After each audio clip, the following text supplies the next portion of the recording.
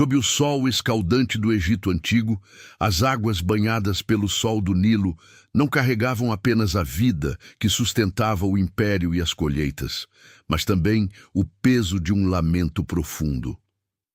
O faraó, tomado por um medo paranoico da crescente força numérica do povo hebreu, lançara um decreto sombrio sob vigilância implacável. Todos os meninos recém-nascidos da linhagem de Israel deveriam ser entregues à morte nas correntezas. Foi nesse cenário de terror que Joquebede, uma mãe movida por um amor desesperado, teceu com as próprias mãos um pequeno cesto de juncos.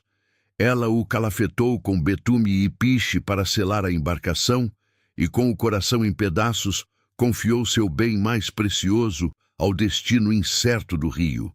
O pequeno Moisés flutuou entre os papiros, guardado pelo olhar atento de sua irmã Miriam, até que as correntes o guiaram para as mãos da própria filha do faraó ao observar as águas. A princesa não encontrou apenas um bebê chorando, mas o futuro libertador destinado a mudar o curso da humanidade. Os anos transformaram o frágil bebê em um príncipe. Criado nos corredores luxuosos do Palácio Real, Moisés desfrutava de uma educação refinada em artes e táticas militares e da amizade íntima de Ramsés, o impetuoso herdeiro legítimo da coroa. Eles eram inseparáveis, unidos como verdadeiros irmãos.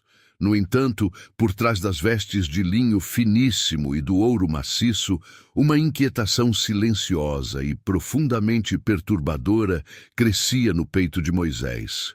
Enquanto Ramsés se preparava para ser um deus vivo, Moisés sentia um chamado inexplicável ao observar, do alto de suas varandas, as colunas de fumaça das olarias onde os escravos hebreus definhavam sob o chicote.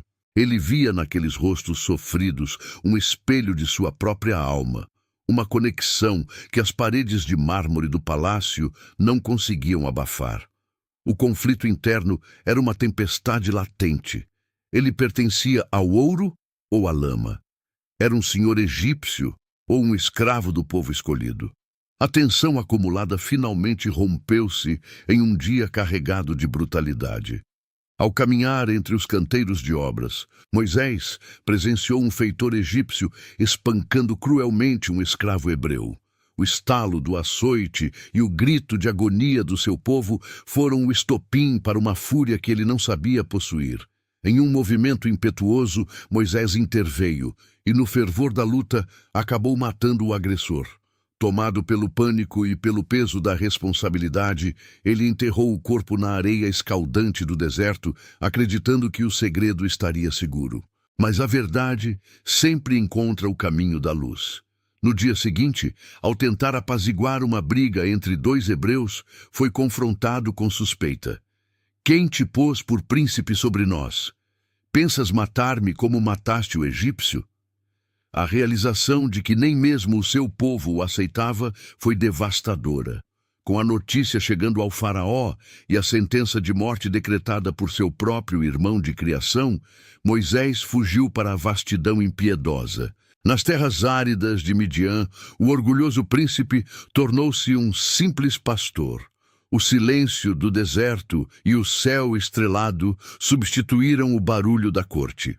Moisés encontrou paz nos braços de Zípora e na sabedoria de seu sogro, vivendo anos de uma rotina humilde que moldava seu caráter. Contudo, o propósito divino apenas aguardava o tempo de Deus. Certo dia, enquanto conduzia o rebanho para o Monte Horebe, ele deparou-se com um fenômeno impossível. Uma sarça que ardia em chamas vivas, mas não se consumia naquela terra sagrada. Ao se aproximar com temor, uma voz poderosa ecoou do meio do fogo sagrado, chamando-o firmemente pelo nome. Era Javé, o Deus eterno de seus antepassados. A missão entregue era impossível. O pastor deveria retornar ao Egito, enfrentar o maior império da terra e exigir que o faraó libertasse os hebreus. Antes de continuarmos, inscreva-se no canal e nos conte nos comentários de onde você está assistindo. Moisés agora estava diante de um vasto caminho sem volta. onde o medo de homem nenhum poderia superar a vontade absoluta do Criador.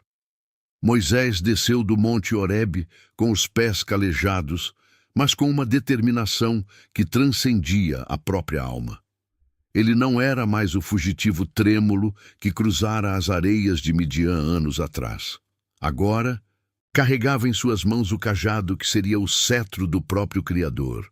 Ao retornar às margens conhecidas do Nilo, o ar parecia mais pesado do que ele se lembrava, saturado pelo cheiro de suor e pelo estalar rítmico dos chicotes que nunca cessavam.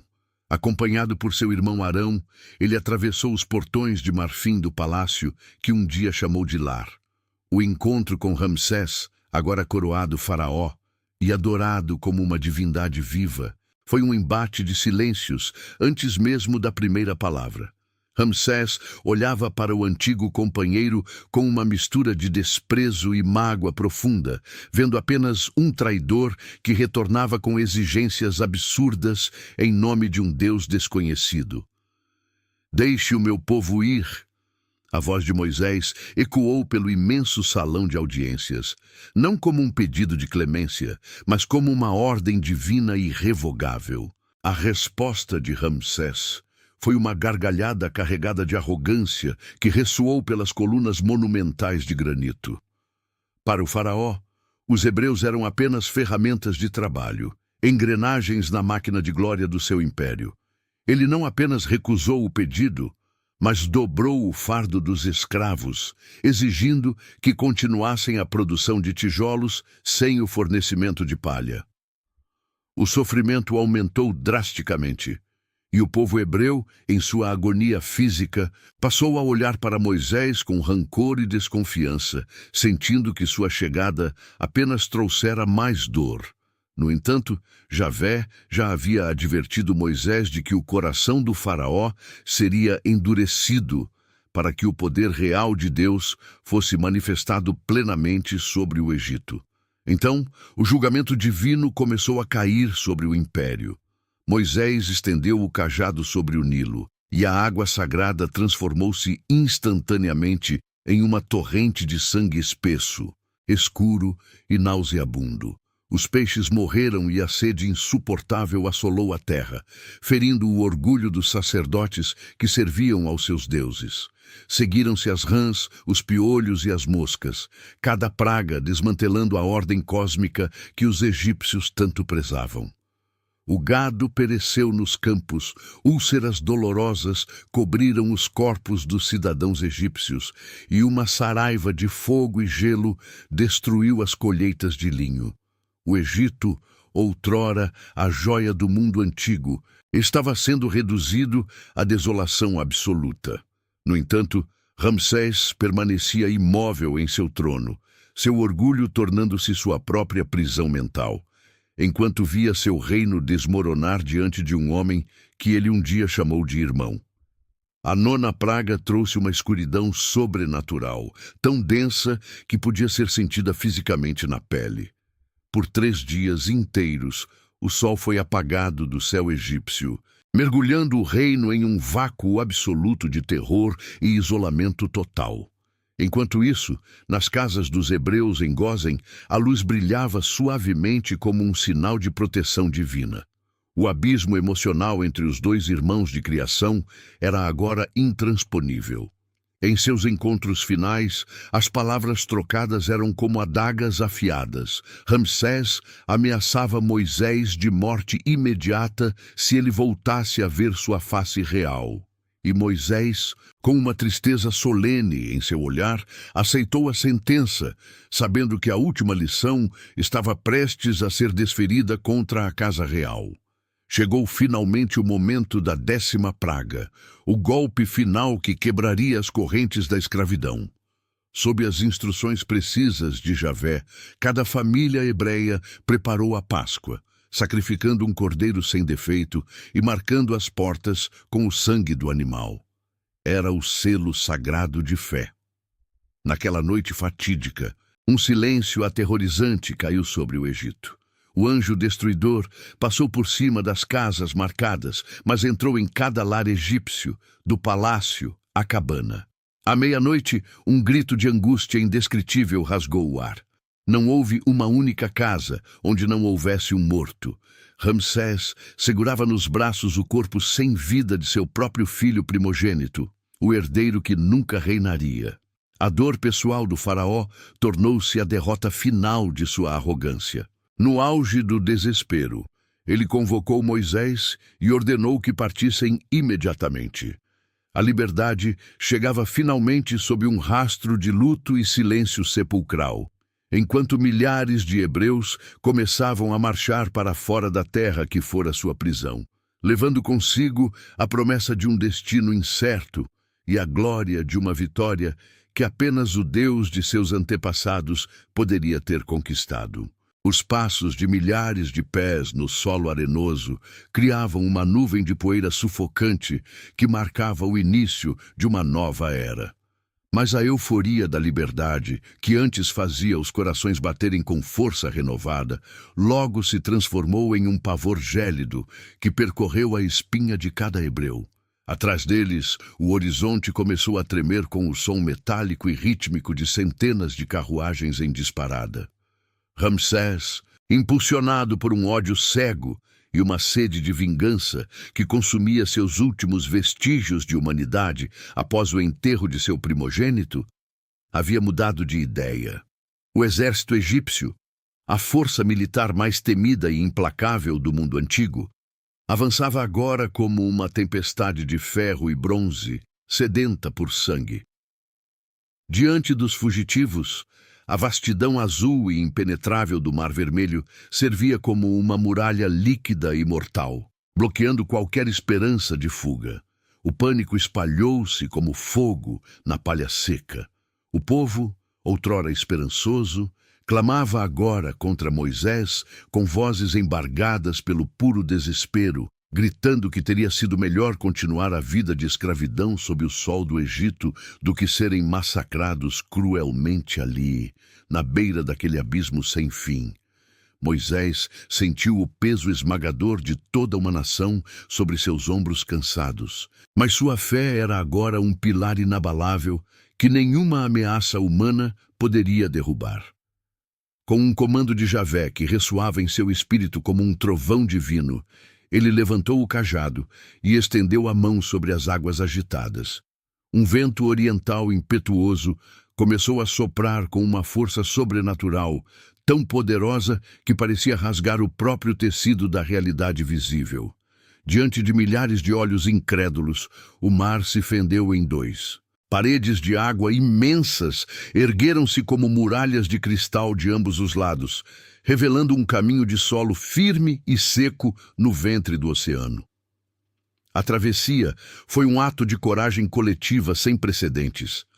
Homens, mulheres, crianças e animais caminharam pelo leito do mar, enquanto a presença divina os protegia sob a forma de uma coluna de fogo que iluminava a escuridão da noite. Quando o último hebreu pisou na margem oposta, os egípcios mergulharam furiosamente no corredor seco. Mas ao sinal de Moisés, a natureza retomou seu curso majestoso e violento. O rugido das águas retornando foi o último som que os soldados de Ramsés ouviram antes de serem engolidos. A opressão egípcia foi sepultada para sempre sob as ondas revoltas. E Miriam, com seu tamborim em mãos e lágrimas de alívio nos olhos, liderou um cântico de vitória que ecoou pelas dunas, celebrando a redenção final de um povo que finalmente estava livre. Contudo, a liberdade provou ser um fardo tão desafiador quanto a própria servidão de outrora. A jornada pelo deserto impiedoso testou os limites mais profundos da alma humana. A fome persistente e a sede constante sob o sol escaldante geraram uma murmuração amarga e tóxica entre os hebreus, que esqueciam os milagres passados com uma facilidade assustadora.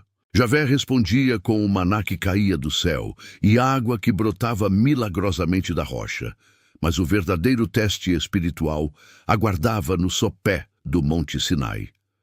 Moisés subiu a montanha sagrada, desaparecendo entre trovões, relâmpagos e uma nuvem espessa de fumaça que parecia o hálito ardente do próprio Deus. Lá, ele recebeu os 10 mandamentos, as leis fundamentais de justiça e santidade que moldariam a moralidade da humanidade pelos séculos seguintes. Mas enquanto ele estava nas alturas em comunhão divina, o povo lá embaixo sucumbiu à impaciência e ao medo ancestral. Em um ato de traição espiritual profunda, fundiram o ouro trazido do Egito para criar um bezerro de ouro, voltando-se para a idolatria que tanto os havia corrompido emocionalmente. Ao descer e presenciar aquela abominação ruidosa, Moisés sentiu uma fúria santa percorrer seu corpo. Ele quebrou as tábuas de pedra originais contra o solo rochoso, simbolizando a aliança despedaçada pela infidelidade, e teve que interceder desesperadamente diante de Deus para que a nação inteira não fosse consumida por sua própria insensatez. Os anos seguintes tornaram-se uma peregrinação de 40 longas e exaustivas décadas. O que deveria ser uma viagem curta transformou-se em uma jornada de purificação geracional necessária para enterrar o passado de escravos. Moisés liderou com uma paciência hercúlea e uma sabedoria que só o silêncio do deserto ensina, transformando uma turba de rebeldes em uma nação organizada, temente a Deus e preparada para conquistar seu destino. No entanto, o próprio libertador carregava suas falhas e dores humanas. Em Meribá, num momento de cansaço extremo, com as queixas incessantes que nunca cessavam, Moisés não honrou a santidade divina como fora instruído. Como consequência amarga de seu ato, ele foi informado de que seus pés nunca pisariam na terra prometida. Já em idade avançada, com a vista ainda clara e a alma em profunda paz, ele subiu sozinho ao topo do Monte Nebo, sob o olhar solene de Javé. Do alto daquele cume solitário, ele contemplou Canaã, uma terra vasta e bela de leite e mel, que ele ajudara a conquistar com décadas de suor e oração, mas na qual ele nunca entraria fisicamente. Com um suspiro de dever cumprido e o coração transbordando de gratidão, Moisés viu o futuro brilhando nos olhos determinados de Josué, seu sucessor preparado para a batalha final. Ele morreu ali mesmo, no abraço espiritual do Criador, deixando para trás muito mais do que um povo livre. Deixou um legado eterno de fé inabalável e a prova viva de que a obediência a um propósito maior pode mudar para sempre a história da humanidade.